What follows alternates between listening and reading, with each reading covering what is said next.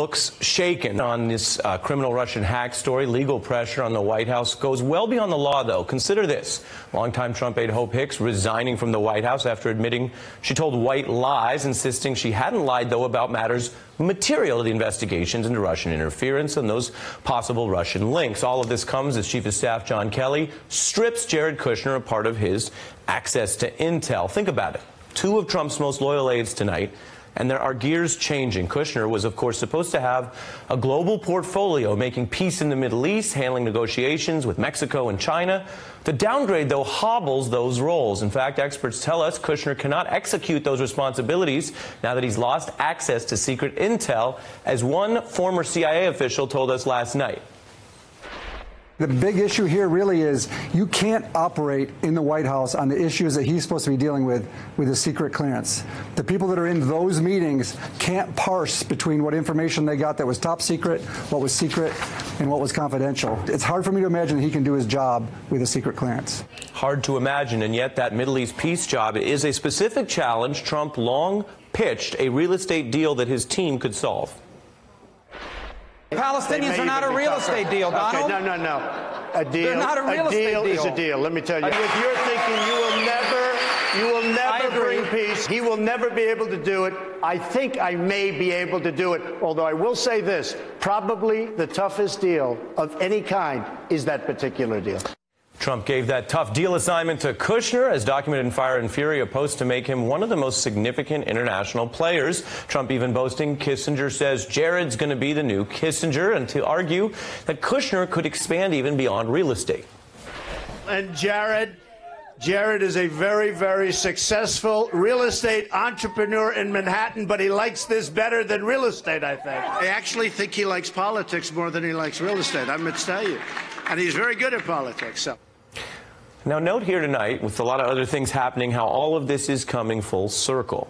It's Kushner's past real estate debts that have made his family so desperate for foreign financing, which is one of the reasons he's losing access to this key intelligence, which is now hampering his ability to apply his supposed real estate acumen in diplomacy. And that's just the substance. Then there's the obvious political hypocrisy in Trump land. A man who ran against mishandling classified info has found classified info bedeviling not only his own aides, but stoking a family feud between his son-in-law and his chief of staff.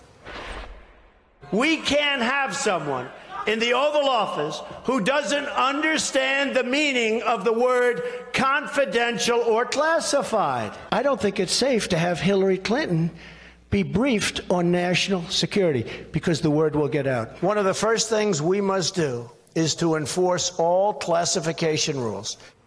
I'm joined by Elizabeth Spires. She worked for Jared Kushner as editor-in-chief of his newspaper, The New York Observer, and by Chris Whipple, an author whose most recent New York Times bestseller is about White House chiefs of staff. Our Brian Stelter that was not a pleasant experience for Hope. It was obviously a grueling 9-hour process for her, but she's also spoken to the Senate Intelligence Committee. She's spoken to Robert Mueller. She has been with the president since the beginning. That's why she is such an important person in these investigations. She's been in the room for key moments. Of course, she was in the room, or on the plane rather, when the team, including her, were drafting a statement explaining Donald Trump Jr.'s meeting with a Russian attorney. That's obviously a focus now of Mueller's. And so clearly some scrutiny on Hope Hicks. Certainly there must be some relief that she doesn't have to deal with this now on a daily basis, but the legal scrutiny will continue. Do we know if John Kelly, the White House chief of staff, played a role in any of this leading up to her departure? We don't know about John Kelly's role. He gave a glowing statement to the New York Times, praising her work. But clearly there's some tension right now between John Kelly and the Trump family with Jared Kushner's security clearance issue. And Hope Hicks is part of the Trump family. She is very much a loyalist when it comes to this team. The special counsel, Phil, as you know, is looking into Donald Trump's business dealings with Russia long before he announced he was running for president of the United States. What does that tell you? Well, before I get too excited, let me give you a technical answer. Why did Don Jr. pick up the phone? When you're looking at the meeting going back to last summer, you have questions about what was the pre-existing relationship with Russians? Did somebody pick up a phone because there was a relationship, a business relationship? You're talking about the Trump Tower meeting. That's correct, the Trump Tower meeting. A business relationship where somebody called somebody and said, you know, you got to take this call. Let me be more blunt. When I got my first security clearance, age 24, I've heard all these people whine and moan about why clearance investigations go back before the Trump campaign. 3 years, 5 years, 10 years. They asked me about college. They asked me about high school. I have no sympathy for people who are saying, why are they asking Donald Trump campaign members about what happened 5 or 10 years ago? Those of us who are everyday Americans were asked, did you smoke dope in high school? Did you steal in college? When you get a security clearance, they're going to ask about what happened in your life and are you vulnerable because you did something wrong 5 or 10 years ago. That's what all of us dealt with. That's what they're dealing with. And you got those security clearances at barely. age 24. I'm not going to ask you about the smoking dope and all that kind of stuff. Let's talk about the president's tweet today. Very controversial tweet slamming his attorney general. I won't read the whole thing again. Why is the attorney just asking the inspector general to investigate? He ends it by saying disgraceful, all in caps. This is extraordinary. It's not the first time. We took a look. You know, he said awful things about Jeff Sessions going back a long time. Idiot, beleaguered, very weak, very disappointed with him. He did a terrible thing. Disgraceful. Look at all those comments. And Sessions is still there. He hasn't quit. Sessions has taken a pounding from the president. This presents a narrow problem and a wider problem. Well, if the narrow problem is that the president continues to either not understand or not acknowledge that he understands that the role of the attorney general is not to be the president's personal attack dog, not to be his Roy Cohn, as the president has been quoted as saying. He's to administrate justice across the board. There are logical reasons why Jeff Sessions has been recused from a lot of this Russia discussion. The wider problem for the president here is that he's sending a message to all his close advisors.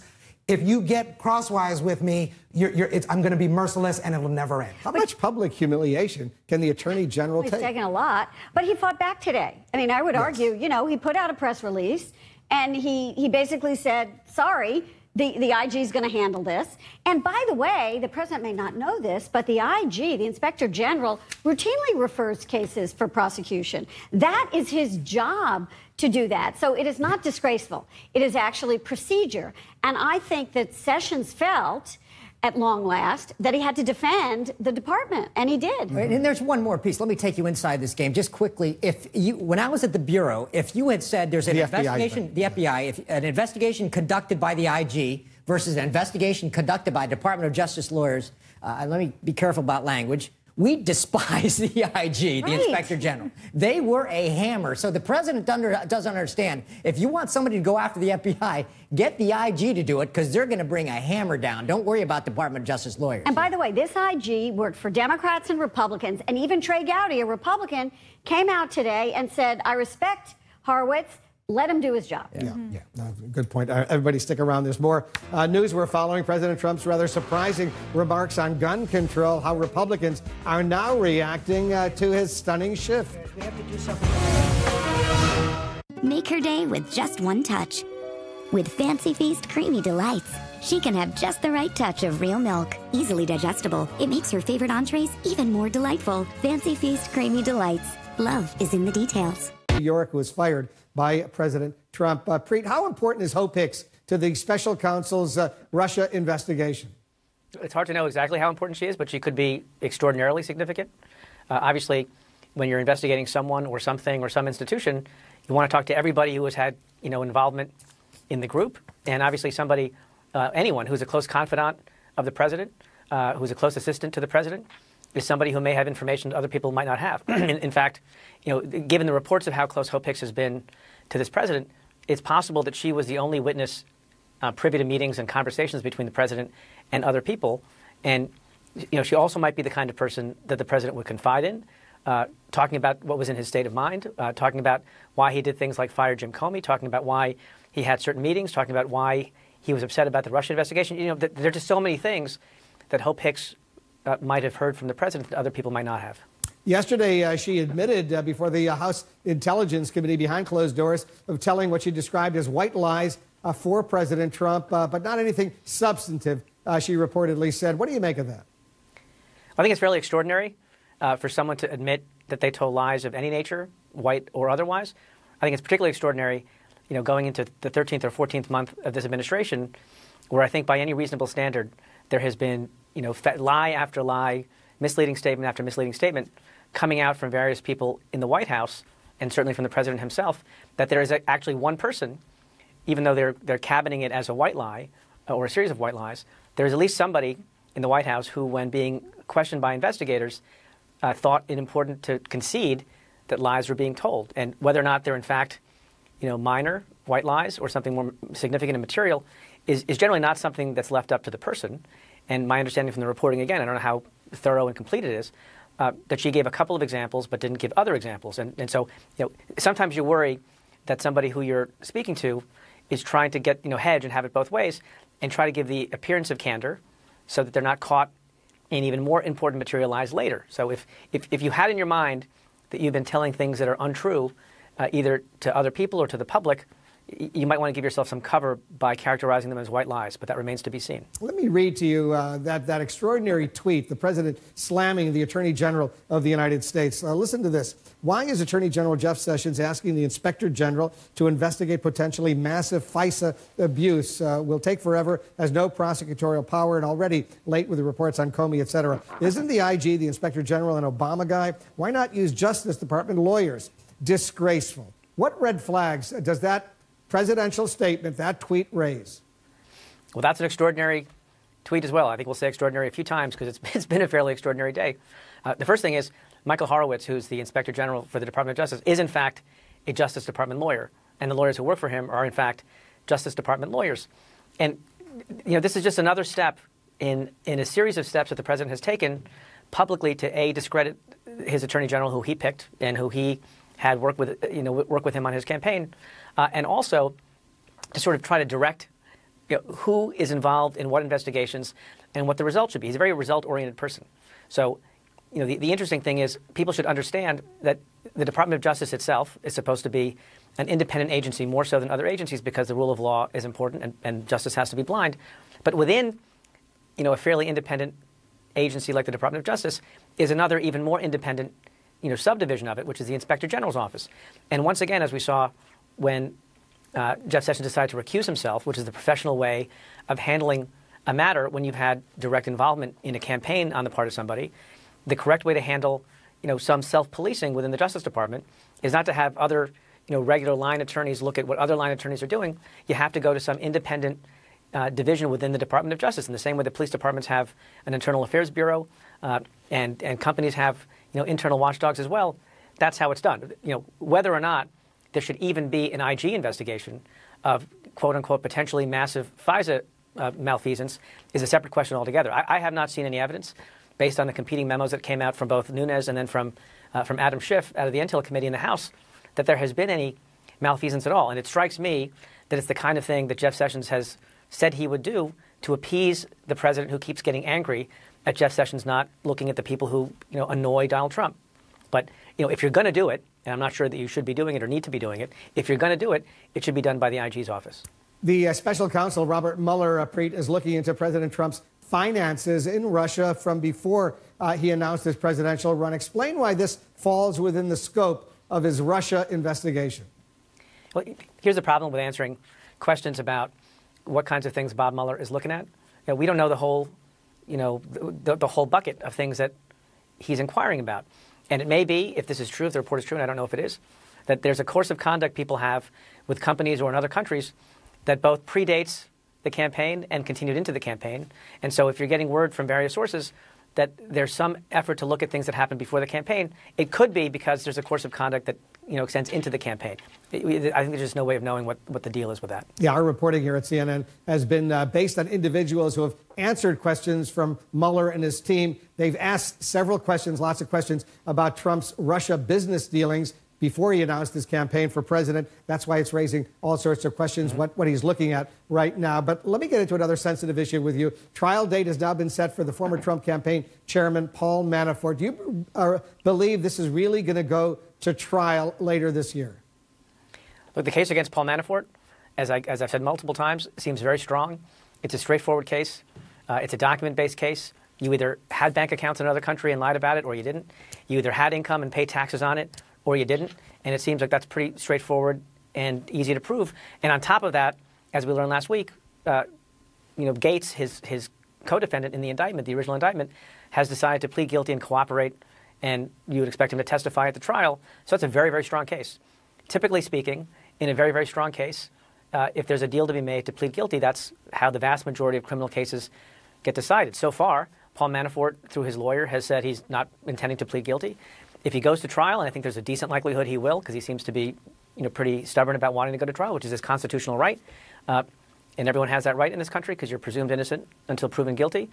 I think he's going to have a very hard time of it at trial based on what we see in the indictment. Before I let you go, Preet, I want you to listen to what the president said just a little while ago, speaking about the Parkland, Florida gunman and the killing there. Listen to this.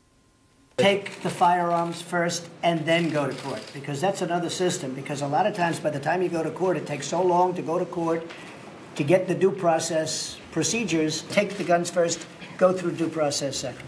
What do you make of that? So it's the third time I'm going to say extraordinary, because that's a very extraordinary statement. But it's a little bit of a piece with lots of other things that this president says. He either doesn't know about, doesn't like, or can't abide process. He likes to see results. So whether you're talking about how to handle the Nunes memo, or you're talking about how to handle the Russia investigation, or even whether you talk about how he has praised how other people in other countries like Duterte in the Philippines has engaged in extrajudicial killings in connection with the war on drugs in that country, he likes to show that you're taking strong action. The problem is we do have a constitution.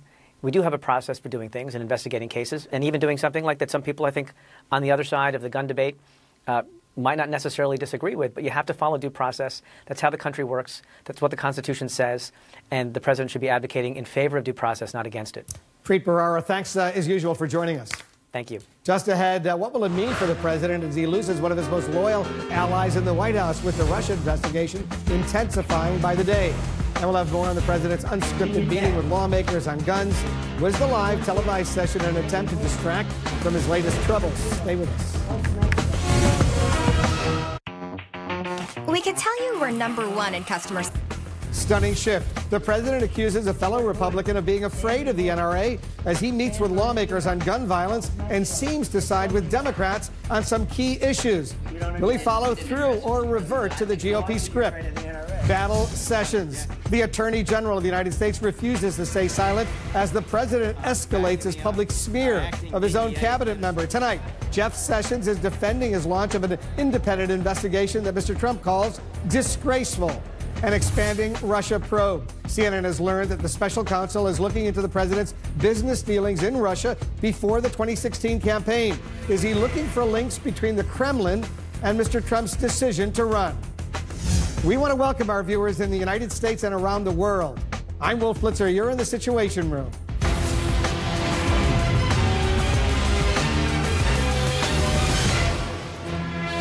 This is CNN Breaking News. Breaking tonight, one of the president's most loyal allies in his chaotic White House is calling it quits. Hope Hicks is stepping down as communications director.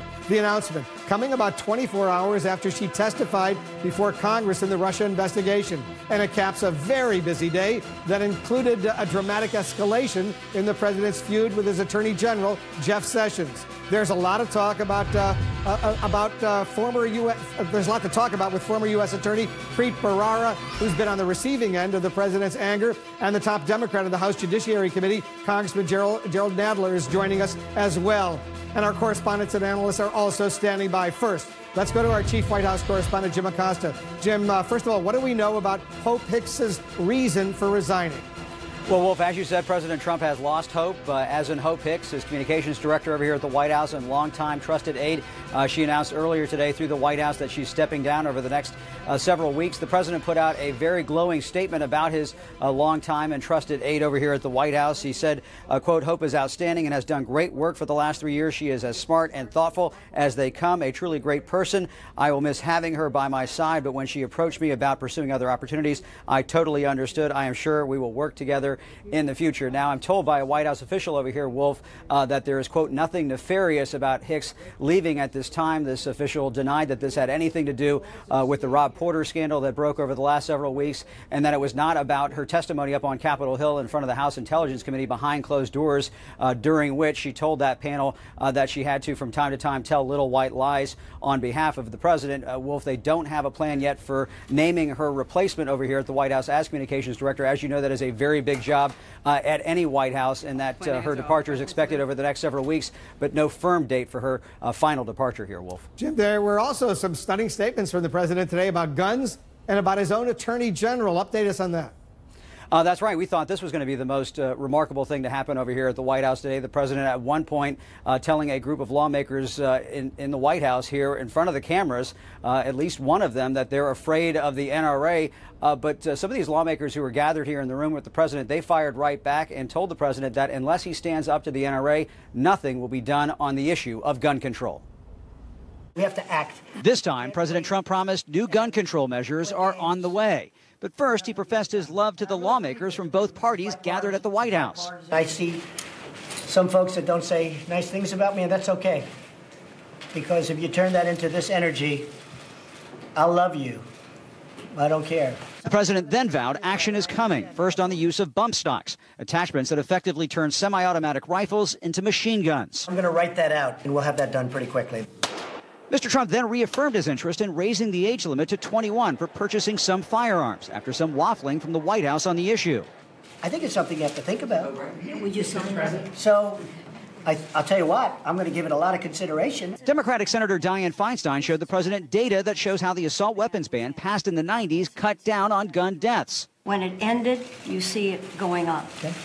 Also on the table was the influence of the National Rifle Association, the powerful gun lobby closely tied to the president. I'm the biggest fan of the Second Amendment. Many of you are.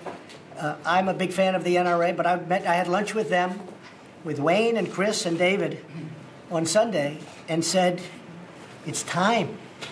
We got to stop this nonsense. It's time. The reason that nothing has gotten done here is because the gun lobby has had a veto power over any legislation that comes before Congress. On the proposal to expand background checks sponsored by Senators Joe Manchin and Pat Toomey, the president criticized the measure's GOP sponsor Toomey as fearful of the NRA. You know why? Because you're afraid of the NRA, right? The president also made the stunning comment that people with mental health issues should have their firearms confiscated. A lot of times, by the time you go to court, it takes so long to go to court to get the due process procedures. I like taking the guns early. Take the guns first, go through due process second. The president staged the gun discussion as the West Wing is still trying to get a handle on why so many of its top aides lack top-secret security clearances. Mr. Trump's son-in-law, Jared Kushner, recently had his clearance status downgraded from top secret to secret. But CNN has learned other White House staffers have been notified their clearances were bumped down as well. That's despite promises from the president during the campaign to properly handle classified material. This was not just extreme carelessness with classified material, which is still totally disqualifying. This is calculated, deliberate, premeditated misconduct. If elected, Hillary Clinton would become the first president of the United States who wouldn't be able to pass a background check. Another headache for the president appears to be Attorney General Jeff Sessions and his handling of alleged abuses in the Russia investigation. The president tweeted, "Why is AG Jeff Sessions asking the Inspector General to investigate? Will take forever. Why not use Justice Department lawyers? Disgraceful."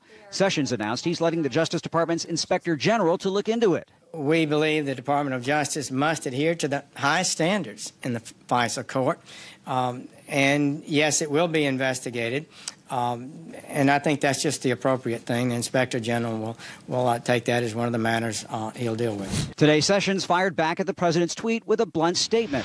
"As long as I'm the Attorney General, I will continue to discharge my duties with integrity and honor. And this department will continue to do its work in a fair and impartial manner according to the law and Constitution." Now, the president is already getting some blowback from conservatives for that meeting on gun control over here at the White House. Take a look at these headlines from Breitbart. They pretty much sum it up, Wolf, at this hour. This is stunning stuff. Trump, the gun grabber, seeds Dems' wish list, bump stocks, buying age, assault weapons, background checks.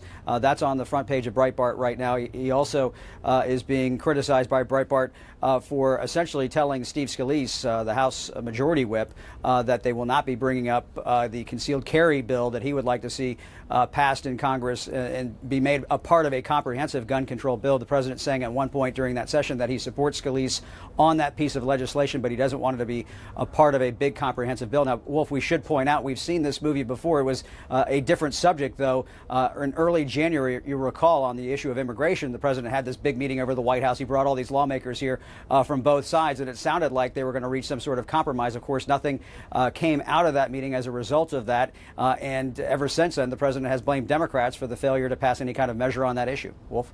Jim Acosta, thanks very much for that report. Another White House official is heading for the exit as the Russia investigation weighs in on many current and former allies of the president. Let's go to our justice correspondent, Jessica Schneider, for us. Jessica, Hope Hicks is resigning, but she remains a key witness in the Russia probe, right? She does, Wolf. Hope Hicks was interviewed by the special counsel's team in mid-December, and it was just yesterday she spent 9 hours behind closed doors in an interview with the House Intelligence Committee. And what she said in that testimony raised eyebrows. A source tells us that Hicks admitted to telling, quote, white lies for the president. But she said that those were minor, and she said she never spread falsehoods about anything substantial, including the Russia investigation. And when it does come to Mueller's investigation, Paul Manafort was back in court today, where a September 17th trial date has now been set. Former Trump campaign chairman Paul Manafort is maintaining his innocence, pleading not guilty to money laundering and false statements as part of a new indictment. This time without his former co-defendant Rick Gates, who pleaded guilty Friday to 2 charges of false statements and conspiracy to assist Manafort in criminal schemes, and agreed to cooperate with the special counsel. Manafort also faces 18 additional charges of bank fraud and alleged tax crimes in federal court in Virginia. The special counsel's team also appears to be following the money when it comes to the president. CNN has learned investigators have questioned witnesses about Donald Trump's business activities in Russia prior to the 2016 campaign as he considered a presidential run. The president has repeatedly dismissed questions about any financial ties to Russia. I have no dealings with Russia. I have no deals in Russia. I have no deals that could happen in Russia because we've stayed away. And I have no loans with Russia. But prosecutors have asked wide-ranging questions about Trump's financial ties to Russia in interviews, according to sources, including why efforts to brand a Trump tower in Moscow fell through and whether or not the Russians may have any compromising information about the president. All of this indicates Mueller may be reaching beyond the campaign to explore how the Russians may have sought to influence Donald Trump when he was discussing deals in Moscow and whether Trump was contemplating a presidential run at the same time. The president has previously said any investigation into his family finances would cross a red line. Mueller was looking at your finances or your family's finances unrelated to Russia. Is that a red line? Would that be a breach of what his actual... I would say yes. Yeah, I would say yes. Sources say Mueller's team has also asked about the financing behind the 2013 Miss Universe pageant in Moscow, where Trump partnered with billionaire Russian real estate developer Aras Agalarov and his son Emin. These sources tell CNN they don't know if the Mueller team has concrete evidence to indicate wrongdoing, but pointed out you ask everything, even if you don't think it's credible. The allegations are out there, and it was checking the box. And new tonight, we've learned the banking regulator in New York is digging into more financial details from Jared Kushner. The head of the Financial Services Department in New York has asked Deutsche Bank and 2 other small lenders about their financial relationship with Kushner, his family members, and his family's real estate business, according to a source. This request follows an updated financial disclosure from Jared Kushner, which revealed new debt and uncertainty over the future of his heavily indebted Manhattan office tower, 666 Fifth Avenue. And of course, we previously reported that Mueller's team have been asking questions about Kushner's efforts to try to shore up financing for that building and his discussions with foreign investors during the transition. Wolf? Yeah, supposedly about a $1 billion debt as far as that property, 666 Fifth Avenue, is concerned. Jessica Schneider, thanks very much. And let's get a little bit more on all of this. Congressman Gerald Nadler is joining us. He's the top Democrat on the House Judiciary Committee. Congressman, thanks very much for joining us. You're welcome. Let me get your reaction to the breaking news you just heard from Jessica that your state, New York State's banking regulator, is investigating Jared Kushner's financial relationship with Deutsche Bank and 2 other smaller lenders. Well, I'm glad they're investigating it. The whole question of Trump and Jared Kushner and all their financial relationships with Russia, with Deutsche Bank, which is an agent of Russia in many cases. Why do you say it's an agent of Russia? Because there have been a lot of deposits from Russia in it, I gather, from the news. And a lot of its capital came from Russia. But is that just from news reports, or you have other information? No, I do not have other information. It's from news reports. Because that's a serious allegation that Deutsche Bank is an agent of Russia. It's just from news reports. Okay. In any event, there are a lot of questions, obviously. I mean, we know that Trump Jr. Said back in 2008, lots of our money, disproportionate part of our money comes from Russia. We know the Russians tried to help did help the Trump campaign. Whether he colluded or not is another question. But there are all sorts of relationships and motives that have to be examined. Do you believe that the Russia investigation played a significant role in the decision by Hope Hicks, the communications director at the White House, a longtime aide to the president, to resign? I don't know. I have no facts on that. All I do know is that when one of the communications people for the president admits she lied to the American people, that's a terrible betrayal, and it's a terrible thing that a representative of the president lies to the American people. Because she says that she was engaging in what she called just little white lies, nothing substantive. So she says, and maybe they weren't too substantive, but when you're the spokesman for the president, you should not be lying to the American people. Let's get to another sensitive issue, and you're on the Judiciary Committee, which looks at the Justice Department. The president tweeted this today about the Attorney General of the United States. Why is Attorney General Jeff Sessions asking the Inspector General to investigate potentially massive FISA abuse, the Foreign Intelligence Surveillance Act abuse? Will take forever, has no prosecutorial power, and already late with the reports on Comey, et cetera. Isn't the IG, the Inspector General, an Obama guy? Why not use Justice Department lawyers? All caps, disgraceful. What do you think the president's goal was in this extraordinary tweet?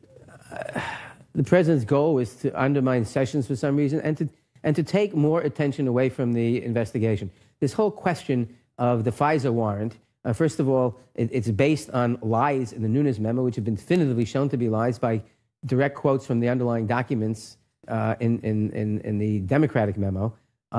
They showed quite clearly that the court was told that some of the allegations forming the base of the warrant came from politically motivated sources. So they were told that, and any allegation to the contrary was not true. It also showed that the entire investigation was not even based on that. So the whole question of the FISA court and that particular warrant is a distraction, a deliberate distraction from the Mueller investigation, which, as far as we can tell, there have been no leaks from it, has been a very substantive investigation, which has gained a number of guilty pleas, a number of indictments, and the president apparently believes that the walls are closing in on him and is trying anything to divert attention. Is this public humiliation by the president of his attorney general, the Attorney General of the United States, designed to get Sessions to resign?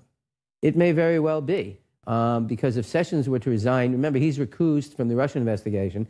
The president could appoint someone else who is not recused, who might then be able to fire Rosenstein or Mueller and sabotage the investigation, and that clearly would be very much to the detriment. We must get to the bottom of the Russian interference in our election, and we must get to the bottom of why the president refuses now to authorize our intelligence agencies to protect us against the Russian interference in our next election, which Admiral Rogers, the head of the NSA, said yesterday in I think it was the Senate. That, to me, is one of the biggest questions now. The president is tasked, his oath of office is to preserve, protect, and defend the Constitution of the United States. And he seems to be refusing to do that because we know that the Russians attacked our election.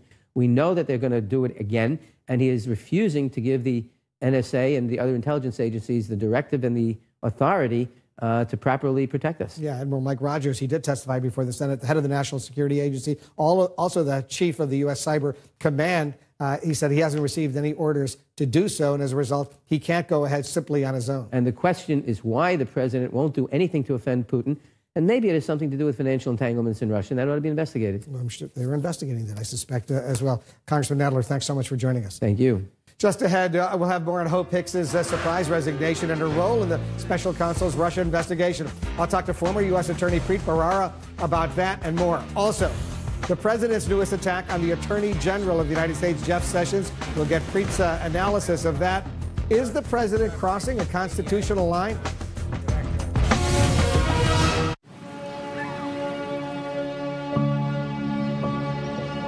The moment a fish is pulled up from the water, it's a race against time.